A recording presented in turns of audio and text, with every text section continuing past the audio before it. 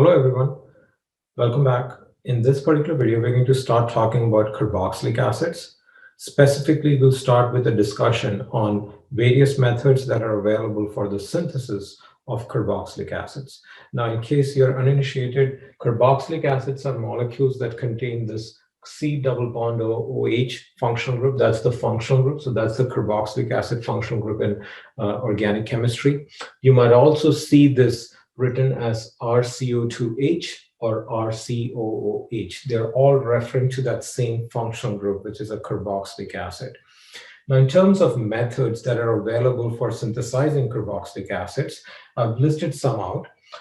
You can synthesize carboxylic acids from alkynes, and the reaction that's used for synthesizing a carboxylic acid from an alkyne, or in the other way, to convert an alkyne into a carboxylic acid is ozonolysis.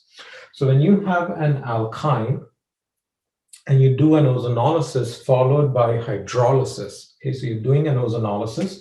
The ozonolysis reaction is usually done at low temperature. So when you follow that up with a hydrolysis, you get a carboxylic acid as your product. Now notice that in this generalized scheme that I'm showing, I'm assuming that both R groups are identical here. And so I'm getting two molecules of the same carboxylic acid. And what's important to remember here is, as you're trying to put down products, is that the carbons, that the alkyne carbons, okay, that are part of the triple bond, they are converted into that carboxyl or the acyl carbon, the carbon in the carboxylic acid group. Okay, these carbons become the carboxylic acid carbon. That's also called the acyl carbon. Important to remember. Now look at the example here where I've chosen an unsymmetric carboxylic acid. An unsymmetric alkyne. And so my alkyne, the internal alkyne, has a methyl group on one end and an ethyl group on the other end. So when you oxidize it, each one of these carbons is going to give you a carboxylic acid. It will become a carboxylic acid group. Okay, so my products are two different carboxylic acids. I get a product for the carbon on the left. And notice how there are 1, 2, 3 carbons. So I have 1, 2, 3 carbons here. That carbon became the carboxylic acid. And from the right, I have 2 carbons, 1 and 2. So there are 1 and 2 carbons in the carboxylic acids. Okay. So an alkyne can be converted into a carboxylic acid. In fact, 2 carboxylic acids by doing an ozonolysis.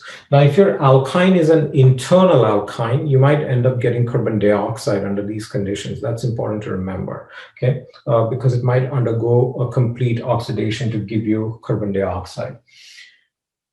The second method for synthesizing carboxylic acids is from alcohols, especially the oxidation of primary alcohols. So when primary alcohols are oxidized, so notice this is primary. When a primary alcohol is oxidized with a strong oxidizing agent like chromic acid, or you might see sodium dichromate with sulfuric acid written, which basically produces the chromic acid, your alcohol is converted into the carboxylic acid.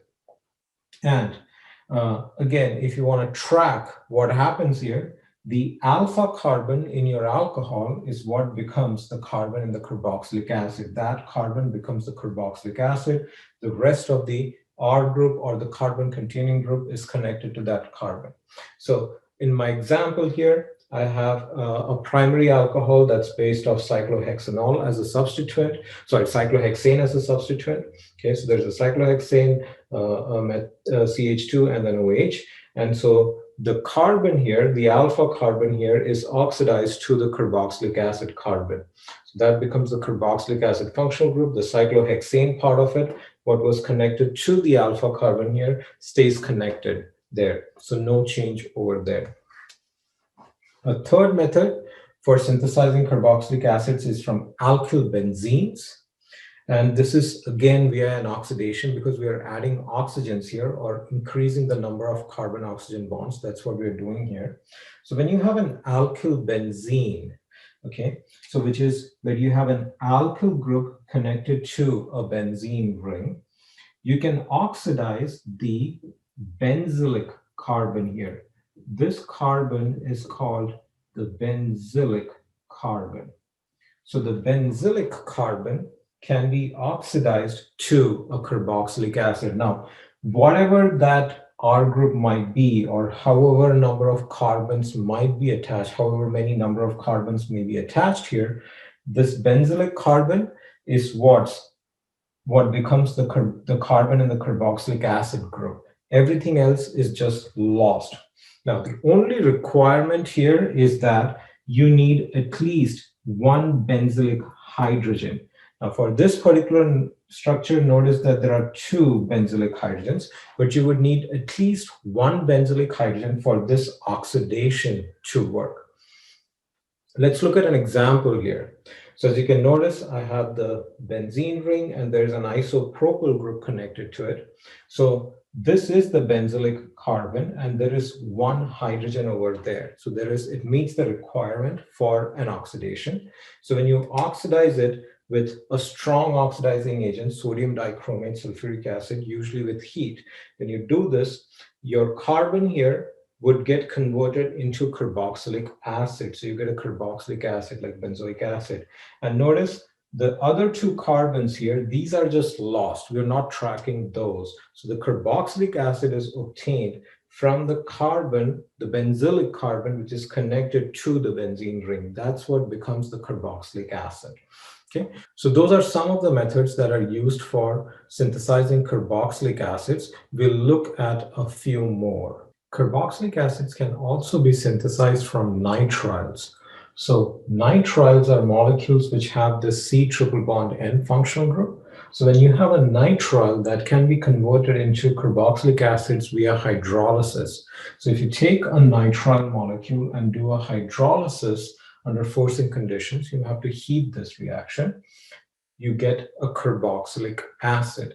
And again, here to sort of keep track of atoms, the nitrile carbon is what becomes the carboxylic acid carbon. Okay, I have an example here where we have propanonitrile. So we have a nitrile with 3 carbons in it, 1, 2, 3 carbons. And when you hydrolyze it, it becomes carboxylic acid with 3 carbons. So that nitrile carbon becomes the carboxylic acid carbon.